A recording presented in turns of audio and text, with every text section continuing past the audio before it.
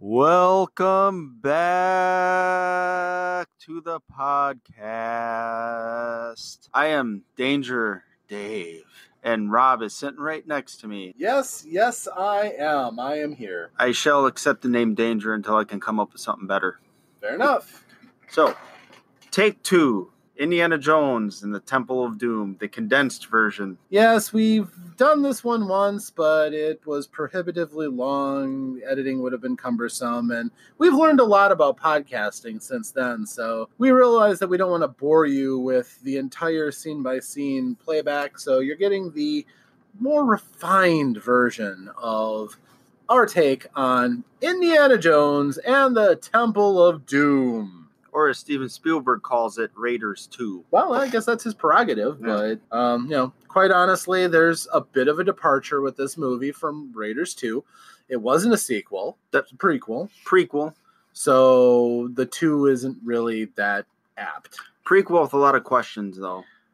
Lots of questions. Well, when I say questions... So many questions. When Indy says in part 1 he doesn't believe in this hocus pocus mumbo jumbo or whatever, and if this is indeed a prequel, well, he saw some pretty magical stuff in this one. So either he's got a bad case of amnesia, or he really is a doubting Thomas and doesn't believe his own experiences. yeah, Thought he was having a fever dream or something like that. So, well, now I'm thinking about this. This is like 2 Spielberg movies in a row now. Well, yeah, but quite honestly, we could do Spielberg movies for, months on end, and, not that would be interesting, certainly, because those movies are all over the place in terms of, he has a lot of depth. You can't say he does one movie all the time. No, you're right. You're right. There's the comedy. There's the, hardcore drama. Some argue that Jaws is a horror film. I don't think you should argue that. I think it really is a horror film. I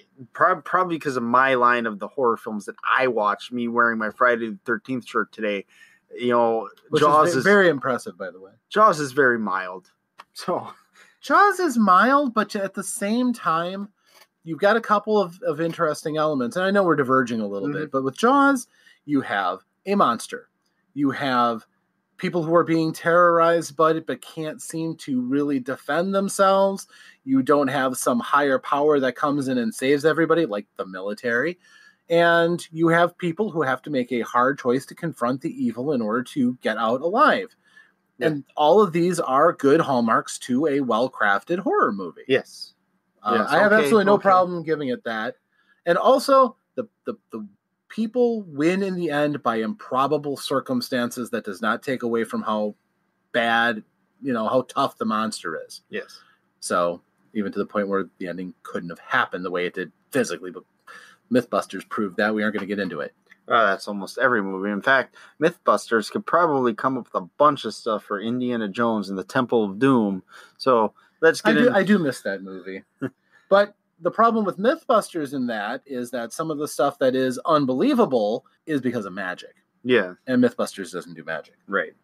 So we'll get into the minor little plot description of this film. Go ahead. You can do this one. Well,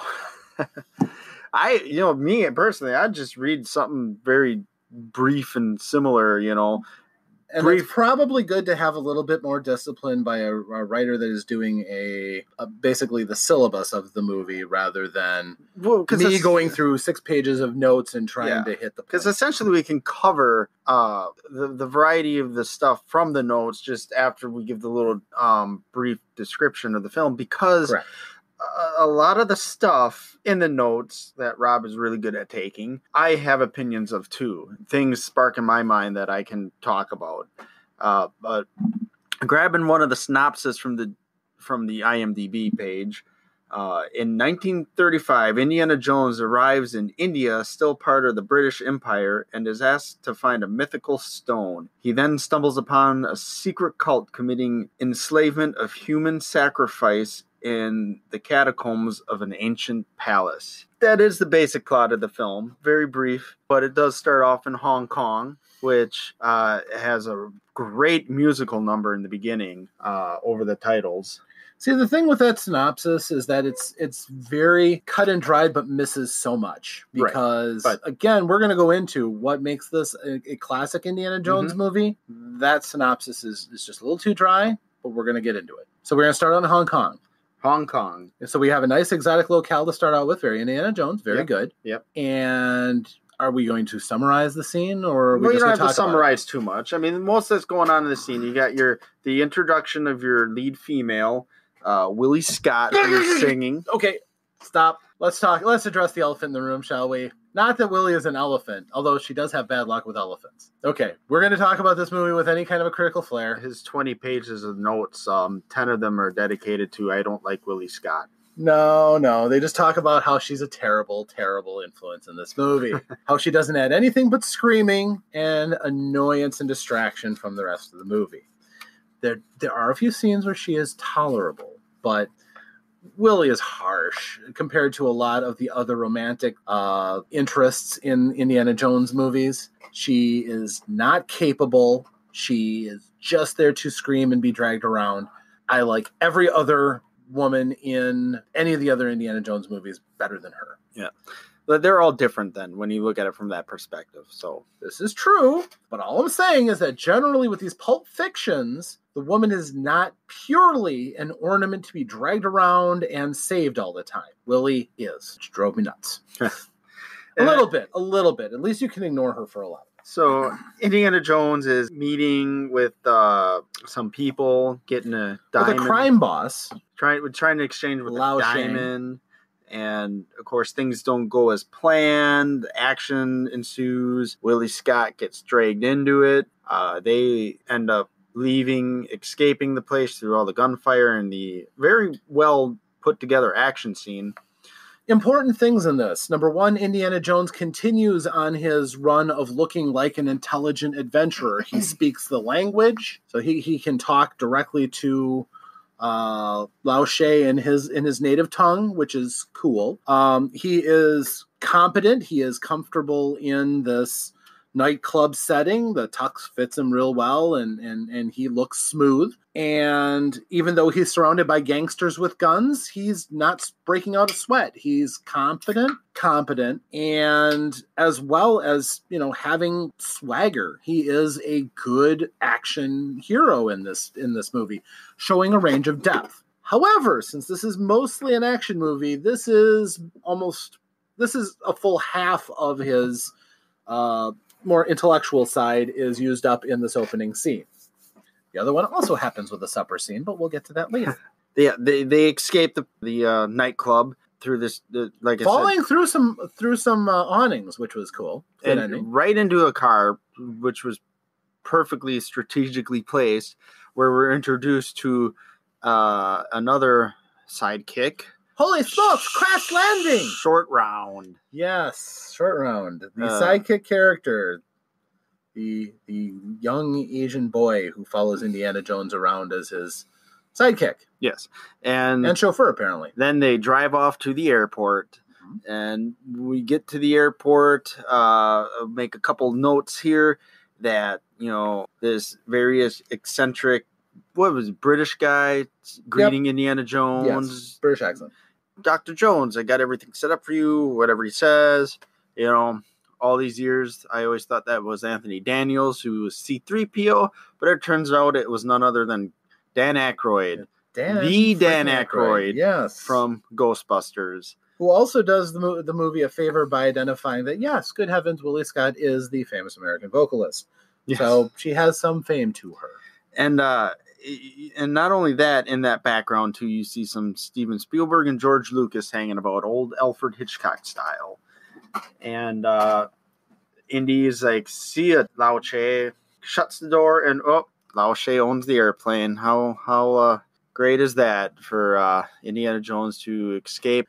Only to get into a plane, which then the boss decides the best way to get in Indiana Jones, for sure, is to blow up his own plane.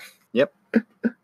So he orders the pilot to fly all the way to Tibet and then dump out all the fuel and crash it on the border of Tibet and India. Yeah. And then, of course, That's parachutes. How I get revenge. Not just lock the brakes on, lock the fuel down so the plane can't go out, and send guys with guns into the plane to finish it. No. But that is how, again, a good Pulp Fiction is. It's death traps rather than just shootouts and bloodshed. Gangster guy might actually be that cruel to do that. Oh, think they got away, but in the end, we'll really win. Yes. And, yep, so they get on a raft, which, did Mythbusters ever do the raft? They did. They did. Yeah, that one just already, to me, screams, I don't think you would survive. So, well, I think they timed it, figuring out how long they would have fallen, and of course, cinematic magic and everything. Yeah. But I think they said anything over 50 feet and you were going to die. And they were well over that, clearly. Yep. But maybe movies. Air awning broke the fall. Movies. Yeah. Slide down the side of a mountain, which was cool. Into a waterfall. Was it a waterfall or was it into a river? Into a river. And then there were rapids. And then the waterfall. Oh. And then they make it through the waterfall. And then Lazy River. Which looked very nice. Where they're greeted by a local who thinks they came from the sky to help them get their stones back. Well, he's nice enough to guide them back to his village and then tell them the story about how the village is cursed. And some bad guys came and stole their sacred rock and their children. Which makes Indiana Jones the ultimate good guy, because he's going to try to save the kids. I mean, that's just classic hero right there. Indy again shows he's smart because he knows mythology. He knows about the Sankara stones and how they're tied into the religion. So he goes. You're kind of not sure if he's entirely now kind of slipping back into his Han Solo phase because it's fortune and glory with the stones, but it's for the kids too. Let's be honest. Right. Well, he's all about museums and but Indiana Jones overall is a good guy, and I believe he would do what he could to help people in a situation like that. There's not a lot of brutal kidnapping. Oh, it is. And that's the other thing. With Pulp Fiction, you don't want shades of gray. The good guys are two-fisted, red-blooded good guys. The bad guys are as despicable as it gets. And they do a brilliant job here making the thuggies the ultimate bad guys. Who else does Indiana Jones go up against? Nazis. Yeah. Also, what we represent in modern history as pretty much the ultimate bad guys by, everything that we know. And then, well, we aren't going to get into the latest Indiana Jones movie and the bad guys for that, so let's just continue on.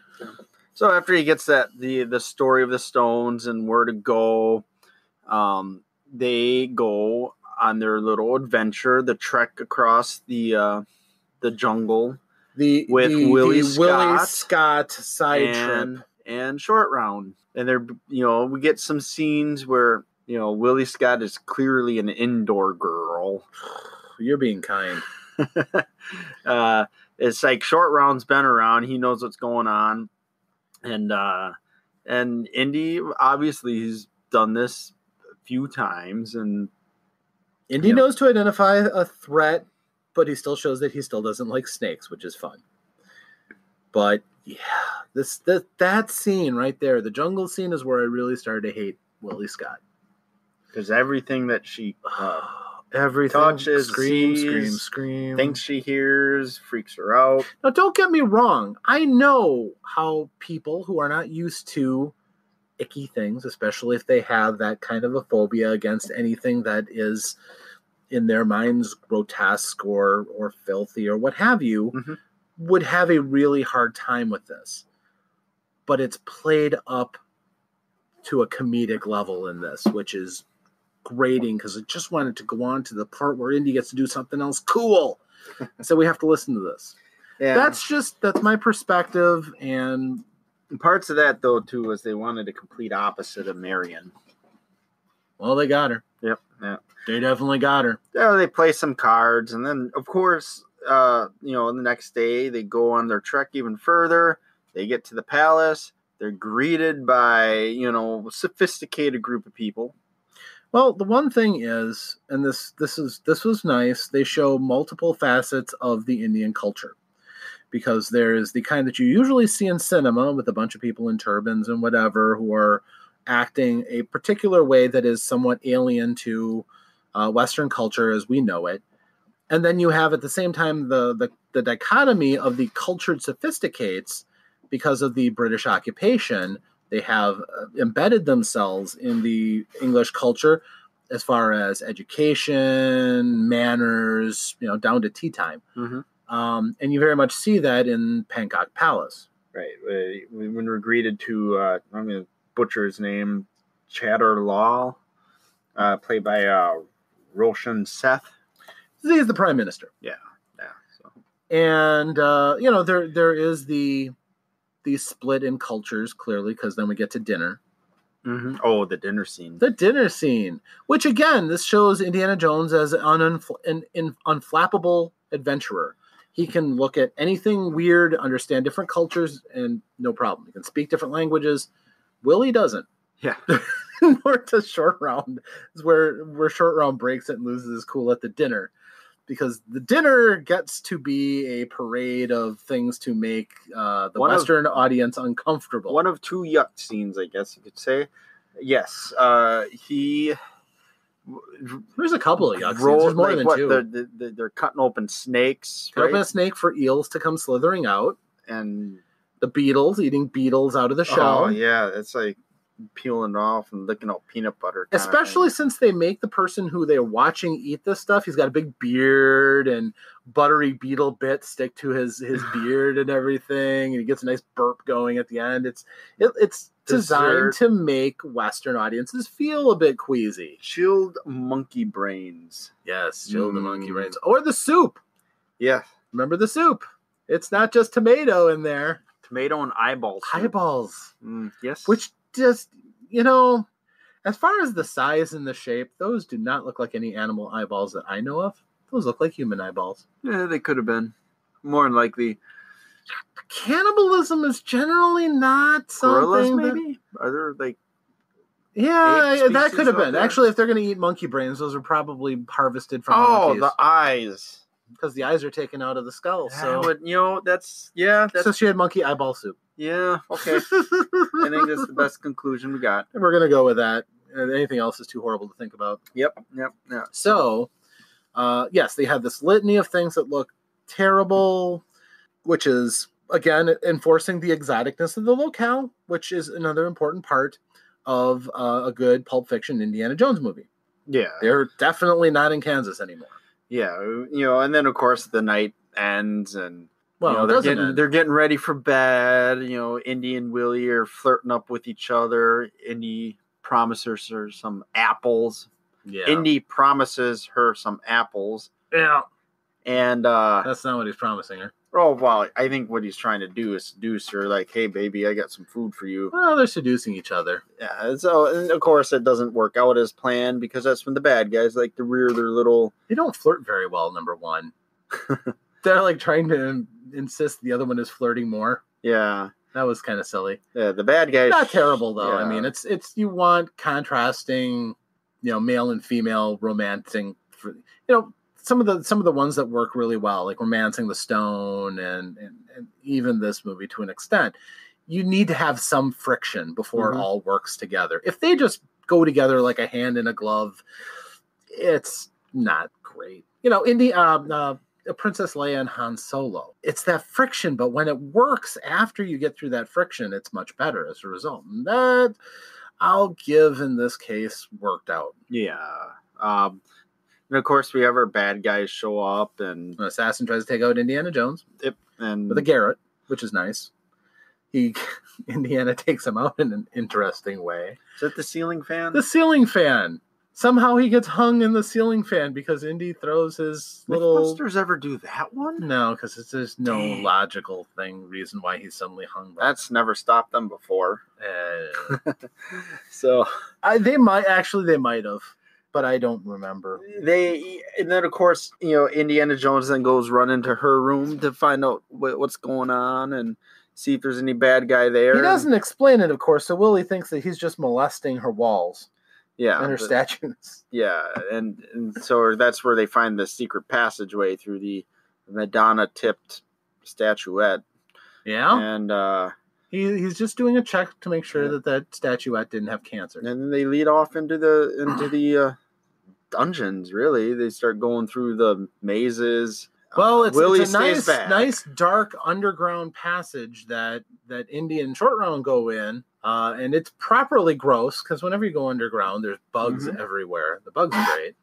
It's like fortune cookie, Dr. Jones. They're crunching on a sea of bugs beneath their feet. Oh yeah, like just anything that looks. Centipedes, millipedes, beetles of all varieties. It's a great scene. Whoever had a bug farm when they were filming this movie made out some sweet cash because I'm pretty sure they couldn't have said that no animals were harmed in the filming of this because lots of bugs died. So they get through this and they blunder into a death trap. Yeah, of course, because you got to have that in a movie like this. Hey, it was a great death trap. Yeah. Descending ceiling, spikes. It was awesome. Skulls. But slow. Well, slow enough for them to call for Willie to save them. Mm-hmm. And then she gets in there quicker than it seemed like it took us to get there. And then she wasn't going slowly. She or cautiously. Of course, she discovers the bugs, and we get the situation where and the corpses in the well. She gets lots of screaming in. Yeah, well, of course she would. But Willie buckles down, and she does what she needs to do to progress the movie. She reaches into the slimy hole, turns the lever, pulls the lever, and saves Indy and Short Round. It's all good. She does her thing. Yes. And then she sets the trap. But don't worry, they got out. And they get out. Indiana Jones always makes sure he grabs his hat. Yep, they had to get that into the movie, and it was great. That's fine. That's good. Then after that, we start seeing the color scheme change with it looking like a little orangish. We get some really nice color palettes that are thrown in to make the Temple of Doom the Temple of Doom. You start hearing the drums. They're walking into something. It's nice set work. You have this great temple to Kali. You've got the lighting effects. You've got candles everywhere. You've got this great statue as the centerpiece. You've got the drums, the chanting, the people, and set into the statue 3 Sankara stones that are all glowing. Pretty cool scenery. Torches, big mosaic on the floor. The stage work for that room was awesome, despite the fact that it probably wasn't even that big of a soundstage. I don't know. It was. I'm curious. I'll probably have to research how big that was. It was probably one of the bigger ones for the movie, though. That's for sure. Yeah, but like I said, it was still a fairly intimate space, all things considered. It's not like they needed an airplane hangar to fit this. Mm-hmm. And the Temple of Doom, then we get to see my favorite person in the movie. Mola Ram. Mola Ram. Yeah. He is awesome. I think I could easily say that he's probably one of the most terrifying villains in the Indiana Jones filmography. He's definitely up there. I don't know. Toth from Raiders was just creepy, scary. To me, he was a little scarier than... I don't know. It's a fair debate, but at least... Okay, Mola Ram would kill you. He would kill you by ripping your heart out and laughing. He might eat it. You don't know. Toth would kill your family first, if he could, and make you watch it. He was more evil, I think, the way that he was portrayed, chillingly evil. To me, that's actually scarier. But Mola Ram, he was a religious zealot for Kali. And he brutal, absolutely.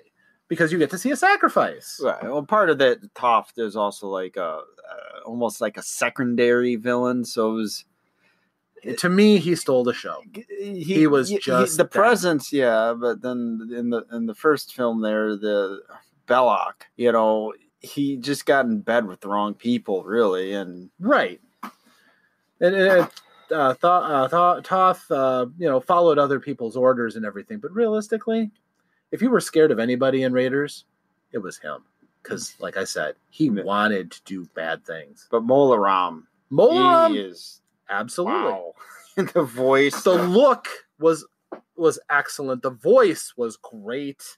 The physical presence, excellent. And every scene he's in, he chews it up because he is an unapologetic villain who owns it. And it's an excellent performance. One of my favorites. It's certainly my favorite in this movie. Yeah. Next to Harrison Ford as Indiana Jones himself. Yep. And of course, then Indy's getting to the stones to put him in his little bag after we witnessed this most horrific. We're gonna gloss over that. I was gonna say after this most horrific thing you could ever see. He takes a villager, puts him in a cage, rips his heart out, but doesn't kill him. The wound heals, and then just to show he can, he dumps him down into a lake of fire and watches as the heart burns when the body goes up. Yeah, that's hardcore. PG. Yeah. This movie, PG means something else back then, that's for sure. Yeah, it meant they had no R. All right, so yeah, the Molaram totally offs a guy right away. What a great way to show that you're a villain. Yeah. And of course, after that, everybody goes back into wherever they came from. And that's when Indy sneaks in to grab the stones. And of course, everybody's ambushed. Indy's at that point in time too. Indy discovers the children being used as slaves. Yes, and that's when he interferes. Tries to, which eventually that doesn't work out. Obviously, he saves a kid and gets captured. Yeah. So, yep, Indy is the hero, as the dumb hero, fighting a fight he probably couldn't win. He gets captured. Yeah. So then we get to the part where he is confronted with Molaram, which is pretty awesome. Gives him the speech of the thuggies and the oppression of his people. Sure. And he's obviously bitter about the British treatment of the thuggies. Yeah. Who basically massacred them. Mm-hmm. And while Indy is being held by the biggest guardsman ever, we've seen before. Mm-hmm. He's an old friend. Yeah, he was the German bulky. Actually, he played a couple characters in the first one. But the one you saw the most of and would remember was the bulky pugilist that he fought on the airfield. Or I believe he was the swordsman who shot too. Okay. Yeah. Indy has killed him so many times it could be considered a hate crime. Yeah. Oh my gosh, you killed Kenny. Maybe his name would be Kenny in the Indiana Jones universe. He keeps... Okay, we need somebody for Indy to kill. Get over here. Yeah, I believe he is a stuntman, so it's fitting.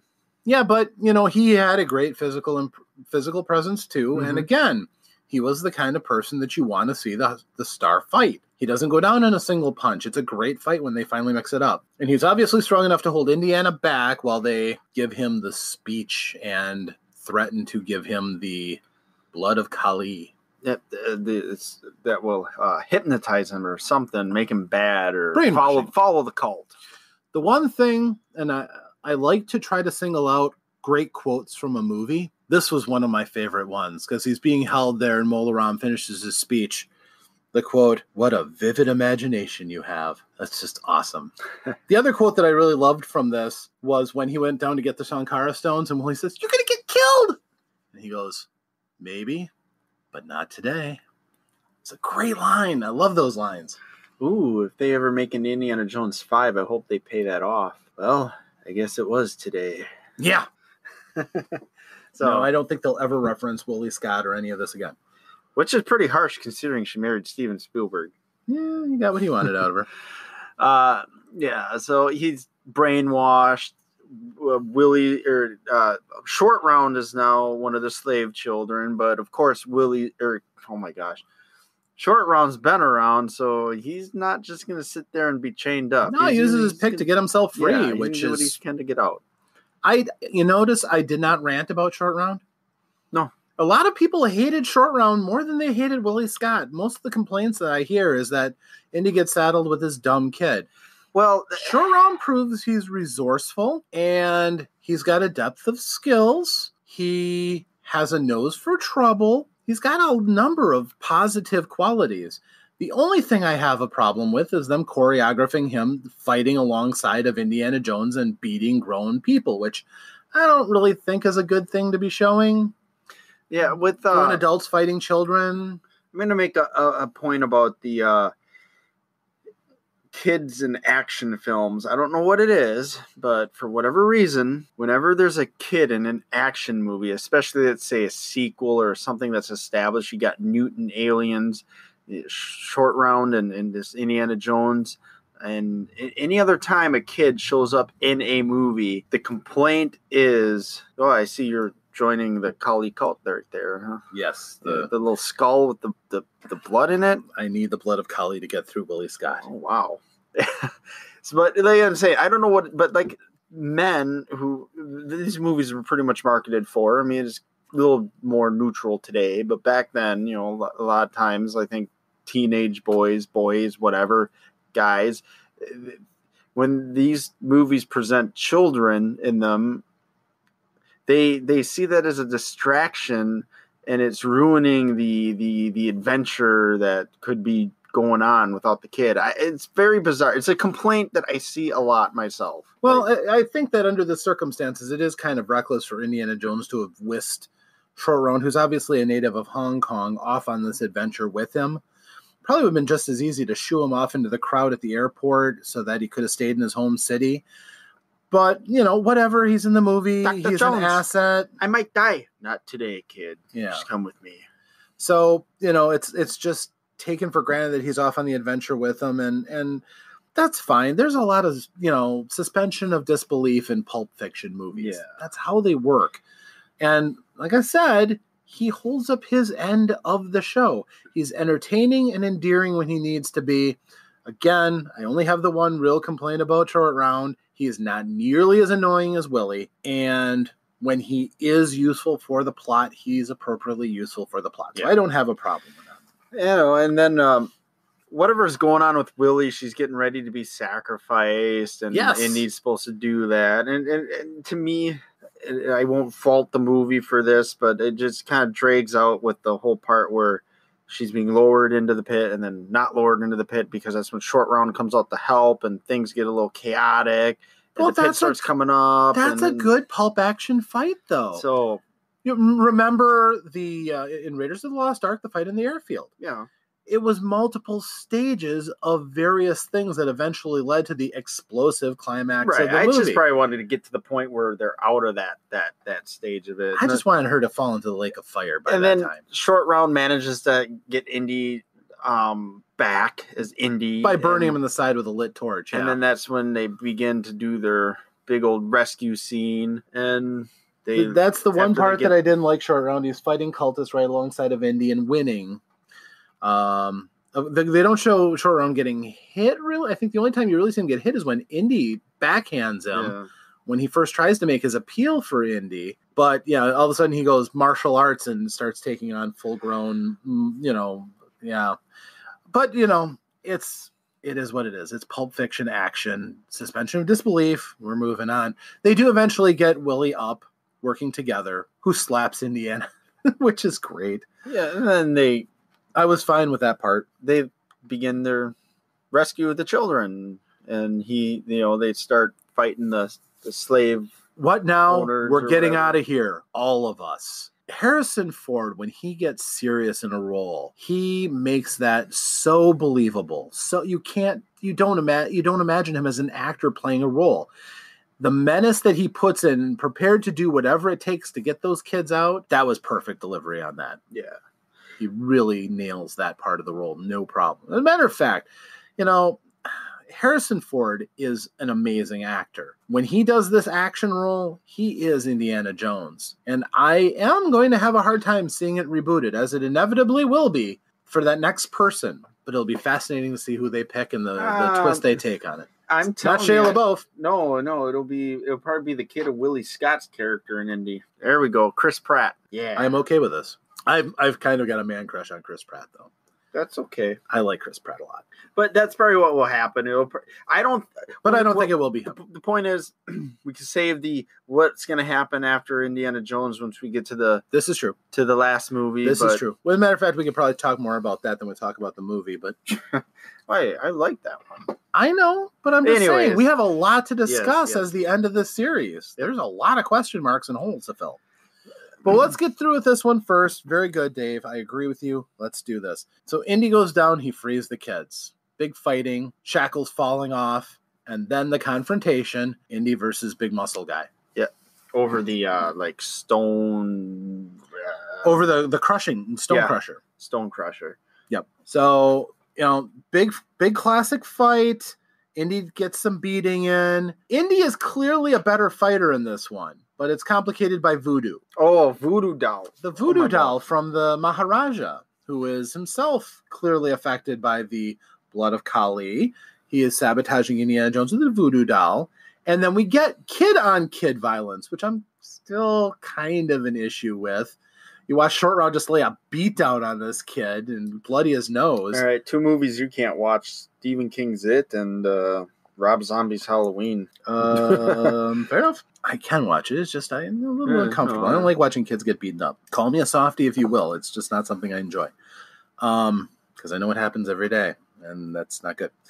But frees him from the curse.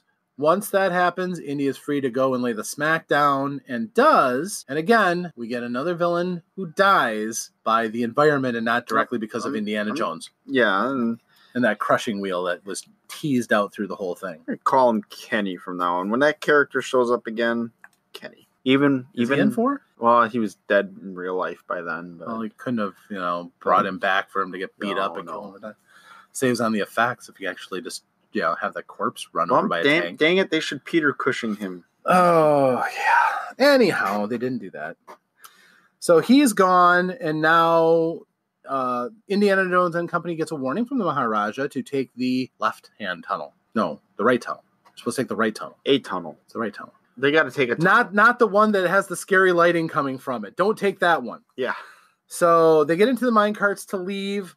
Mola Ram decides to break open this great underground reservoir to flood the tunnels with water. How he gets out of it, we don't know, because he's right there at ground zero when it goes up. Probably up the stairs, wherever he gets out is probably like through the palace. Probably. But the minecart chase, the most ludicrous chase scene in movies, I think. Roller coaster minecart. The roller coaster minecart. Number 1. Who built that? Kali. No. Yeah, Kali's subcontractor built that. OSHA didn't have anything to do with it. That's for darn sure. No. Who built the roller coaster minecart over the lava? It's only for movies. But it was tense and crazy and scary, including the jump over the broken section, and they nailed the landing. That was... But yes, it's memorable. It certainly is memorable, even if it's ridiculous. They get to the end. Indiana ends up breaking the cart using his own feet, and then he's done, and he's like, water, because his feet are on fire. Water. And then the wall of water comes out. Yes. Yeah, nice cue. They get out. It's a nice, believable as the cliffside is disintegrating around them. They go off on a ledge, which is fine. They get to this nice rope bridge that looks scary as hell. And Indiana boldly sends Short Round and Willie across first. Well, just think they get there, ladies and children first, because they get off first, so they're trying to get away. Because the bad guys are supposedly going to be behind them, not in front of them. So they get. There was a callback. There was a callback that happened before that too. I believe that was the one where Indy came across 2 swordsmen instead of 1. They both pull out their swords and do little sword moves, like in part 1. And then Indy gets that little wink and smirk on his face, like, I got a gun, I got this, but the gun isn't there. He lost his gun in the opening scene in Hong Kong. Oh, crap. And then he has to actually fight them. Yeah. No, he sword fights them, remember? He takes the sword from one. Which is why he ends up with the sword at the bridge. Correct. But I love the callback to that because that was just a spontaneous thing for part 1 that happened on the day. And then part 2, they played with it and they kind of did a joke out of it. And it worked really well, which gets Willie and Short Round almost are across the bridge when they find out Mola Ram and his thuggy are already on the other side waiting for them. India's running across and, oh, crap. Mola Ram begins pushing or like guiding, forcing them onto the bridge. Not yet. Short Round. Indy threatens to drop the stones over the side. Mola Ram tells him, go ahead and drop them. They can be found. You won't. Then as they start coming across the bridge to get him, he threatens to chop the bridge. Mola Ram pushes Willie and Short Round onto the bridge to stop him from chopping the bridge. But Indiana Jones can speak in Short Round's native tongue and tells him, buckle up, it's going to be all right. Yeah. Not sure what the tongue is. I'm not fluent myself. Mandarin or whatever. Maybe Mandarin or it could be Chinese. Maybe just yes. I like that part because they're coming across the bridge. There's the drum beat of the music, John Williams music there, yes. And just the way Harrison looks and he's just shoot, and he tells Short Round what Chao Chi, La Tzu Zanza. Then he shakes his head and begins rapping his thing. hold on, lady, we go for a ride. And she's like, oh Is he my nuts? God. He no nuts. He crazy. And then, bam, cut rope.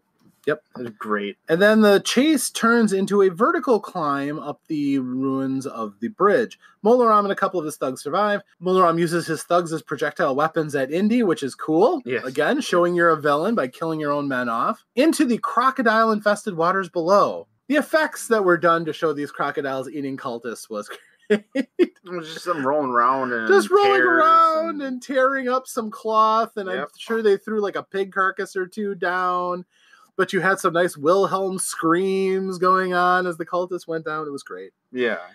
And then Indy and Molaram meet in the middle of this bridge, mano a mano. Goes for the heart rip. Indy stops him, punches him. Molaram goes for the stones. Indy gets philosophical. Religious even. Starts telling him that he betrayed Shiva. The stones activate. Start on fire. So yes, Indiana Jones knows that magic is real. Darn it. Yeah, this prequel, man. Yes. Maybe this is the problem with prequels is a lot of the complaints to Star Wars was, what the hell's a midichlorian? Yeah. And Lucas explains it in Yeah. Lucas language and But at any rate, Molaram tries to save at least one of the stones, gets burned, and falls.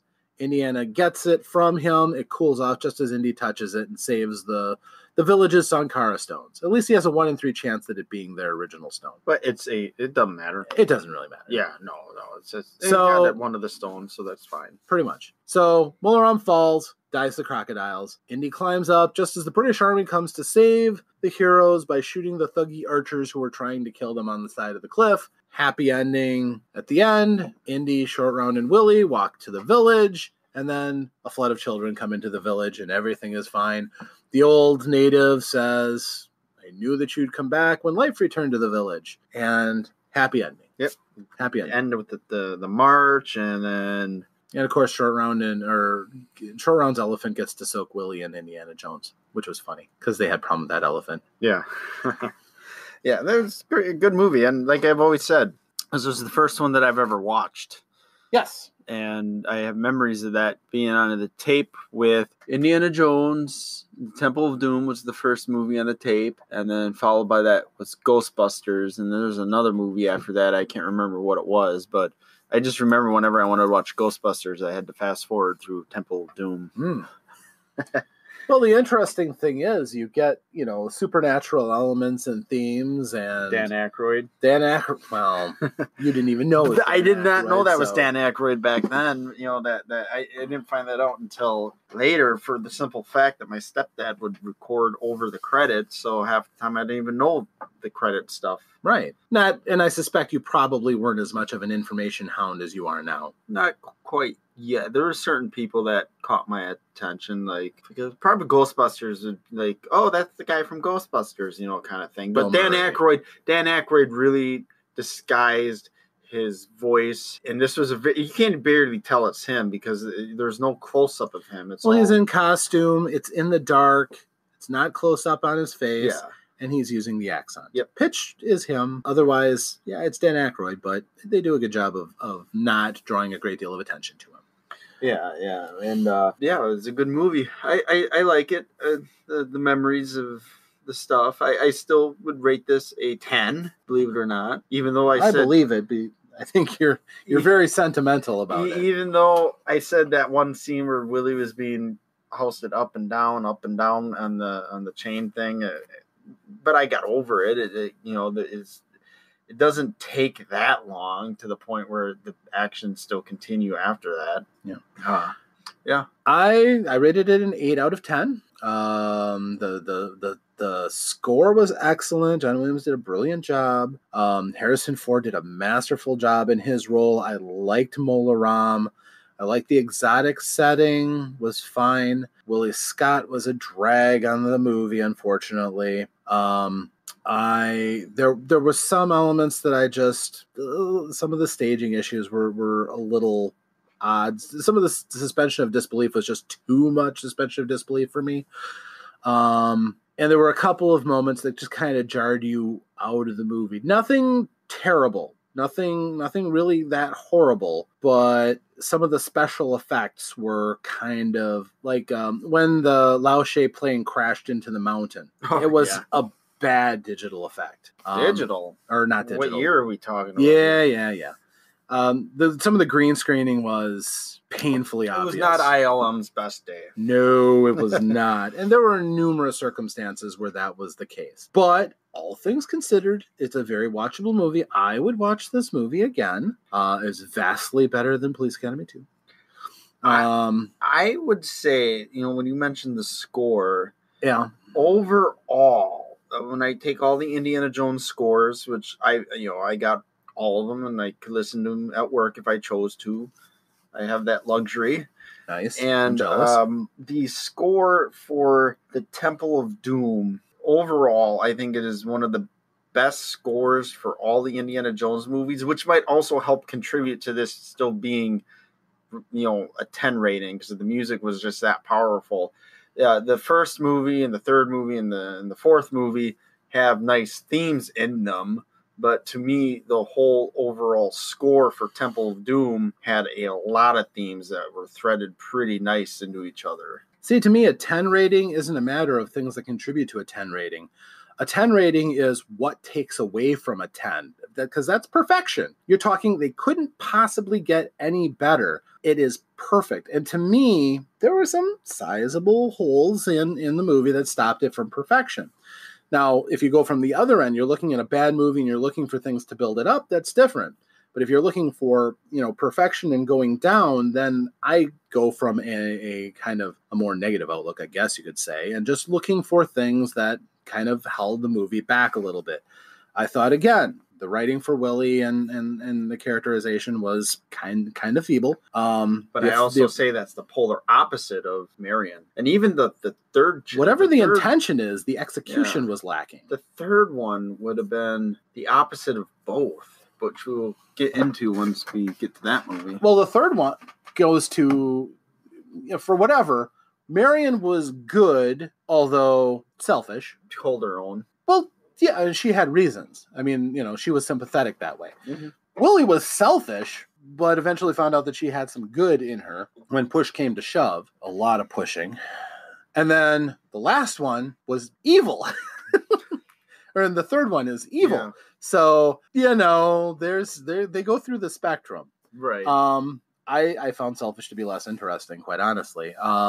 And even when, she does come through and she does have a few scenes where she's not obnoxiously just, it again just takes away a little bit. So little bit of the writing and again, some of the effects, and it doesn't make it a bad movie. It leaves it as a very good movie. An 8 is not bad, people. Bad doesn't even start until after 5. 5 and less is a bad movie. 5 is bad, but still good. There's good to be found in it. It's not till you get down to like 2 when it's irredeemably bad. 8 is a really good movie. Well, and something not many people even can get to is an 8. Ed Wood couldn't make an 8 movie, but there's something to be found even in movies that aren't a 10. Things don't have to be a 10 all the time. Well, that's like even when I do the 4-star rating. Did I rate any movie yet as a 10 that we've looked at? I don't think I have. Raiders. No, I didn't rate that as a 10. Really? I don't think I did. All I know is I'm pretty sure that I did. I think when I was doing the 4-star rating, I do believe that would be, I think, because 2-star would be okay. Okay means it's okay. I mean, it's not like bad. Once you start going below 2, that's when it's like, oh, yeah. What's this? And I mean, if you're going on a rating of up to 4 stars, 2 being the median, would be about where I'd start at 5. Yeah. So that's fine. I didn't actually write down in my notes what I rated it ultimately, but I'm pretty sure it was a 9.5. There aren't a whole lot of 10s out there. They are exceedingly rare for me as to have any kind of a critical balance. It has to be a nearly perfect execution in all aspects. The actors, the soundtrack, the staging, the script writing, the direction, and the cuts have to all be perfect for me to give it a 10. So I'm not going to give this one a 10. I feel very confident in my 8, And I know there are people who would rate it lower. Eight's probably better than what the average would rate it, actually. Yeah, I think Metacritic has it at 74. I don't remember, but I'm sure we'll find out shortly. But the thing was, I can forgive 7.6 out of 10. Okay, hey, I'm not too far off. The thing is, a lot of people are going to rate it on how they feel because of how they were when they got there. I can understand and appreciate the genre of the movie. Pulp action is a different creature from a modern action movie. Comparing it to those standards is going to give you some serious problems. But I think in the time period that it came from, all things considered, it still holds up as a very, very good movie, but not a perfect one. And that's where we'll go with that. Any other feels about it, Dave? Anything else you'd like to say? No, we'll just save what else we got to talk about for the next episode of Back to the Podcast with Danger Dave and Rob Omnisci. Thank you, and we'll see you next time.